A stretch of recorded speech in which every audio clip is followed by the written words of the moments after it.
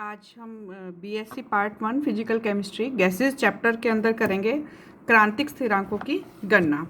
क्रांतिक स्थिरांकों की गणना के लिए सबसे पहले हम वंडर वाल समीकरण लेते हैं और 1 मोल के लिए अगर हम वंडर वाल समीकरण लें तो ये जो है आएगी P + A/V² V - B = RT।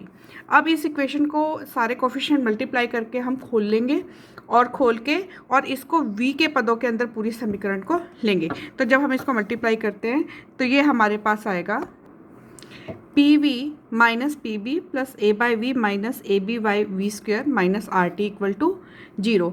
अब यहाँ पे जो डिनोमिनेटर है इसके अंदर हमारे पास V² है, तो इसलिए अगर हम पूरी समीकरण को V² से मल्टीप्लाई कर दें और यहाँ पर जो V के साथ जो मल्टीप्लिकेशन में P है इसको हम हटा देना चाहते हैं क्योंकि यहाँ पे हम गुणांक 1 रखना चाहते हैं, तो पूरी समीकरण को हम V²/P से मल्टीप्लाई करेंगे।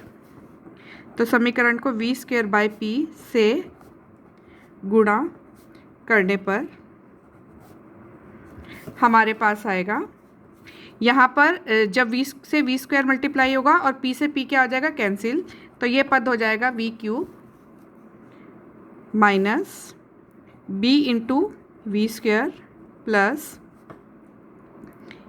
A/P × V, क्योंकि एक V से एक V इस पद में कट जाएगा, -AB/P V² से V² कट जाएगा -RT V²/P।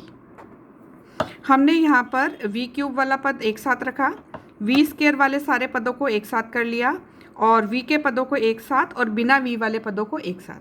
अब अगर हम देखते हैं इस समीकरण को तो ये V की घात 3 में है, V³ के अंदर समीकरण है। तो हम जानते हैं कि अगर कोई भी वेरिएबल हमारे पास है, अगर उसकी पावर हाईएस्ट 1 है किसी समीकरण में, तो उसके जो सॉल्यूशंस हैं वो 1 आते हैं। अगर पावर 2 है मैक्सिमम तो 2 आते हैं, क्योंकि यहाँ पे V की पावर 3 है तो इसलिए यहाँ पर हमारे पास इस इक्वेशन को सोल्व करने पर V की 3 वैल्यू आनी चाहिए। तो यहाँ से हमें पता चलता है कि ये त्रिघातीय समीकरण है। इसको अगर हम ग्राफीय रूप में देखें तो जब हम गैस का आयतन और दाब के साथ कर्व लेते हैं तो हमने देखा था कि ये कर्व हमें मिलता है इस तरह से, ये जो स्ट्रेट लाइन में आ रहा है GFDM ये। लेकिन जब हमने देखा कि जो वंडर वाल इक्वेशन है उसके अंदर V के अंदर 3 घातें आती है, इसका मतलब V के कैसे मान होने चाहिए, 3 मान होने चाहिए। तो इसको हम एक डॉटेड लाइन से इस तरह से जो है ये बना देते हैं कर्व, हाइपोथेटिकल, क्योंकि जो वंडर वाल इक्वेशन का थ्योरेटिकल सॉल्यूशन है वो इस कर्व को सजेस्ट करता है। और यहाँ पर अगर हम देखें तो दाब के एक मान के लिए आयतन के 3 मान है। देखो अगर मान लो ये वाला दाब ले लें तो इस दाब के संगत आयतन का एक मान M पॉइंट पे है, एक D पॉइंट पे है और एक कौन से पॉइंट पे, F पॉइंट पे है। और इसलिए जो है ये जो है V की जो 3 घात है यानी उसके जो 3 सॉल्यूशन मिलते हैं वो ये मिलेंगे। जबकि हमने जो पहले ग्राफ खींचे थे उसके अंदर हमें सीधी लाइन थी, लेकिन इसका जो थ्योरेटिकल है, मतलब ये जो कर्व है हम इसे कह सकते हैं कि ये थ्योरेटिकल कर्व है, और ये जो कर्व है ये फ्लैट इस तरह से जैसे हमने पहले भी बनाया था, इसको हम कह सकते हैं ये इसका प्रैक्टिकल कर्व है। अब जो क्रांतिक स्थिरांकों की हमें गणना करनी है उसमें हमें पता है कि ये जो पॉइंट है इस पॉइंट पे जो आयतन होगा गैस का उसको हम कहेंगे क्रांतिक आयतन। ये वो और इसके संगत जो दाब है उसको हम कहेंगे क्रांतिक दाब। ये वो ताप और दाब है, क्योंकि यहाँ पे अपने नीचे जितने भी देखते हैं कि यहाँ पर जो गैस है वो गैसीय अवस्था में है, उसके ऊपर जैसे जैसे हम दाब बढ़ाते जाते हैं तो यहाँ पर इस वाले फ्लैट कर्व के अलोंग ये गैस और द्रव दोनों अवस्था में है और यहाँ पर आके पूरी तरह से द्रव अवस्था में चेंज हो जाती है और इसके बाद जब हम दाब बढ़ाते हैं तो ये द्रव अवस्था में ही रहती है। तो ये जो पूरा हमारे पास इस तरह का कर्व आया है पैराबोलिक कर्व, इसके अंदर जो गैस है वो दोनों अवस्थाओं में होती है, द्रव और गैस दोनों साम्यावस्था के अंदर रहते हैं।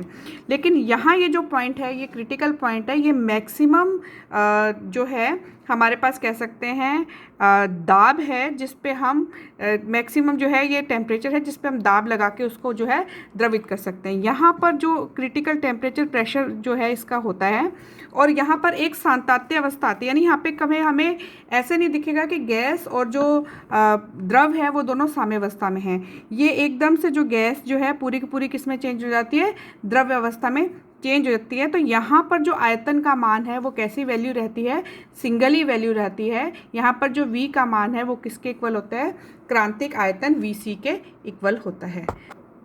तो इस पॉइंट पे हमारे पास होगा V इक्वल टू VC। अब इसको लेफ्ट हैंड साइड पे ले आएंगे, V minus VC equal to 0। इस समीकरण का हम क्यूब करेंगे क्योंकि हमारे पास जो पहली वंडरवाल इक्वेशन थी वो भी V की 3 घात में थी, तो इसको भी V की 3 घात में लेने के लिए इसको हम क्यूब कर देंगे। तो V minus VC whole cube equal to 0, और जब हम इसको खोलेंगे तो यह आ जाएगा V cube minus 3VC V square plus 3VC square V minus VC cube equal to 0। इसको हम इक्वेशन नंबर 2 कर दे देते हैं। और इसी तरह से यहाँ पर जो हमने वंडरवाल इक्वेशन निकाली थी क्यूब के फॉर्म के अंदर जिसको हमने इक्वेशन नंबर 1 दिया था, यहाँ पर हम P की जगह PC क्रांतिक दाब रखेंगे और T की जगह क्रांतिक ताप TC रखेंगे। तो यहाँ पर हम रख देते हैं, V को ऐसे कैसे ले लेते हैं, समीकरण 1 में P बराबर PC तथा T बराबर TC रखने पर, तो यहाँ से हमारे पास आ जाएगा V cube minus B plus R TC upon PC। V cube को V स्क्वायर को हम ऐसे कैसे रखेंगे, plus A by P C V minus AB by PC equal to 0। इसको हम दे देते हैं समीकरण नंबर 3। अब अगर हम समीकरण नंबर 2 और 3 को देखें तो ये भी V के पदों में है। V क्यूब देखो यहाँ पे V स्क्वायर, यहाँ पर V, तो इसी इन दोनों को समीकरण 2 और 3 को हम क्या करेंगे, अब कंपेयर करेंगे। तो 2 और 3 की तुलना पर 3 की तुलना से देखो V क्यूब में तो दोनों के गुणांक 1 हैं तो इसकी तुलना करने की जरूरत नहीं है। अब यहाँ पर देखें कि V स्क्वायर का मल्टीप्लिकेशन में है 3VC और यहाँ पे V स्क्वायर के मल्टीप्लिकेशन में है B plus RTC by PC। तो यहाँ पर जो V स्क्वायर के मल्टीप्लाई में है और यहाँ पर जो V स्क्वायर के मल्टीप्लाई में है, दोनों आपस में कैसे हो जाएंगे, इक्वल हो जाएंगे। तो हमारे पास आ जाएगा 3VC equal to B plus RTC by PC। इसको हम इक्वेशन नंबर दे देंगे 4। अब ये तो हो गई V स्क्वायर की तुलना के गुणांकों की तुलना। अब हम करेंगे V के गुणांक की तुलना।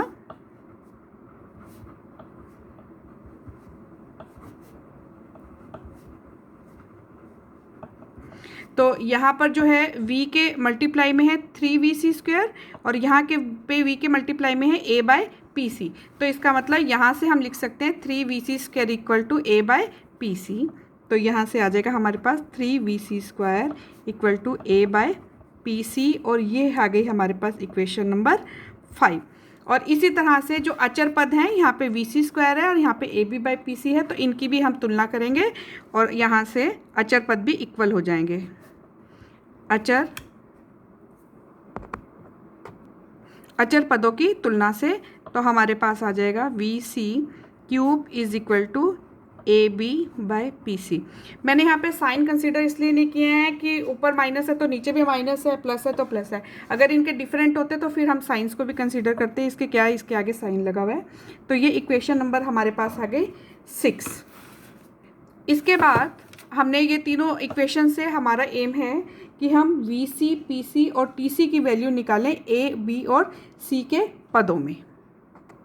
अब अगर हम समीकरण 5 और 6 से देखें तो देखिए, अगर हम VC cube by VC square करेंगे तो ऊपर VC रह जाएगा और PC से PC क्या हो जाएगा, कैंसिल। तो समीकरण 6/5 से तो यहाँ आ जाएगा VC cube divided by 3VC square is equal to, ऊपर ये रखना है AB by P C divided by A by P C. तो यहाँ से पी सी कैंसिल हो जाएगा, ए से ए कैंसिल हो जाएगा, और ये वी सी स्क्वायर से वी सी क्यूब कैंसिल होकर खाली वी सी रह जाएगा। तो यहाँ पर सिर्फ बी बचेगा, क्योंकि ए बाय पी सी ऊपर नीचे दोनों तरफ है, तो ये कैंसिल हो जाएगा, सिर्फ क्या बचेगा बी, और यहाँ पर सिर्फ 3 बचेगा। तो हमारे पास आ गया V C is equal to 3b। तो ये हमारे पास आ गया पहला क्रिटिकल कांस्टेंट कि जो वी सी की वैल्यू है वो किसके इक्वल होती है, 3b के इक्वल होती है। इसी तरह से हमें पी सी और टी सी की वैल्यू निकालनी है। अब हम जो वी सी का है मान समीकरण रखेंगे 5 में। समीकरण 5 हमारे पास ये थी, यहाँ पर ए पी सी और वी सी में समीकरण है, तो जो वी सी की वैल्यू हमने निकाली है 3b वो यहाँ पर रख देंगे। तो अब हम यहाँ पे लिखेंगे कि वी सी का मान समीकरण 5 में रखने पर, समीकरण 5 थी 3vc स्क्वायर, तो 3vc की जगह हम रख देंगे 3b, तो ये इसका होल स्क्वायर हो जाएगा equal to A B by P C. तो ये आ जाएगा, यहाँ से इधर चला जाएगा, तो P C will be equal to A B by ये 9 3 27 बी स्क्वायर, तो एक बी से बी कट जाएगा, तो ये आ जाएगा ए बाय 27 बी। तो ये हमारे पास वैल्यू किसकी आ गई, पी सी की, और इसको हम समीकरण नंबर दे देते हैं 8। अब हमें वैल्यू निकालनी है टी सी की। तो हम देख रहे हैं कि समीकरण जो 4 है उसमें है टी सी, इसके अलावा और किसी भी समीकरण के अंदर टी सी नहीं है। तो यहाँ पर समीकरण 4 से हमारे पास वैल्यू निकलेगी टी सी की। तो जो वी सी की वैल्यू निकाली है 3b वो यहाँ रख देंगे, और पी सी की वैल्यू रख देंगे जो ए बी में निकाली है। तो उससे हमारे पास सिर्फ टी सी बचेगा और बाकी सारे कॉन्स्टेंट्स ए बी और आर बचेंगे। तो यहाँ से हमारे पास निकल जाएगी टी सी की वैल्यू। तो जब हम इसकी समीकरण के मान रखते हैं इसमें, देखते हैं फिर इसमें कैसे। तो यहाँ से हमारे पास ये टी की जो समीकरण 4 है उससे है 3vc is equal to B plus R T C by P C, और वी सी की जो वैल्यू है वो हमने निकाली थी 3b। तो यहाँ पे वी सी की जगह हम रखेंगे 3b equal to B plus R T C, और पी सी की वैल्यू है हमारे पास a बाय 27 बी स्क्वायर। यहाँ से ये हमारे पास हो जाएगा 9b equal to B plus R T C, और ऊपर आ जाएगा 27, ये बी स्क्वायर आ जाएगा, और नीचे क्या रह जाएगा हमारे पास a। अब ये देखो 9b में से एक b माइनस हो जाएगा, तो हमारे पास यहाँ कितना बचेगा 8b बचेगा। तो ये हो जाएगा 8b is equal to 27 R B square T C upon A, और टी सी को हम एक तरफ रख के बाकी सारी टर्म को दूसरी, और एक बी से ये एक बी क्या हो जाएगा कैंसिल हो जाएगा, और यहाँ से हमारे पास आ जाएगा टी सी को एक तरफ रखेंगे, T C will be equal to 8, क्योंकि ये b कट गया है तो हमारे पास आ जाएगा 8a upon 27 r into B. तो ये वैल्यू आ गई हमारे पास टी सी की, और इसको हम इक्वेशन नंबर जो है वो दे देते हैं 9। तो इस तरह से हमने जो है सारे गुणांक निकाल लिए हैं P C, V C, T C, A B और आर की टर्म्स में। ये आप एक छोटा सा इधर करेक्शन कर लेना कि जो हमने समीकरण नंबर 6 ली थी इसमें V C equal to A by P C आएगा। अब हम बॉयल ताप और क्रांतिक ताप के बीच में संबंध लेंगे। बॉयल ताप हमने पहले ही पढ़ा था कि टी बी जो है वो होता है ए बाय आर बी, और यहाँ से हमने निकाला है टी सी क्रांतिक ताप। अब हम इन दोनों को डिवाइड कर देंगे तो हमारे पास आ जाएगा T B by T C. तो ये तो ऐसे ही लिख लेंगे ए बाय आर बी, और इनटू क्योंकि टी सी डिनोमिनेटर में तो ये रिवर्स हो जाएगा, 27 आर बी तो ऊपर चला जाएगा और 8a नीचे आएगा। अब हम देखते हैं आर बी से आर बी क्या हो गया कैंसिल, a से a कैंसिल हो गया, और ये जब हम 27 को 8 से डिवाइड करेंगे तो ये वैल्यू आ जाएगी हमारे पास 3.375 और यहाँ पे T C equal to T B upon T C is equal to 3.375 और टी बी की वैल्यू हमारे पास आ जाएगी 3.375 इंटू टी सी।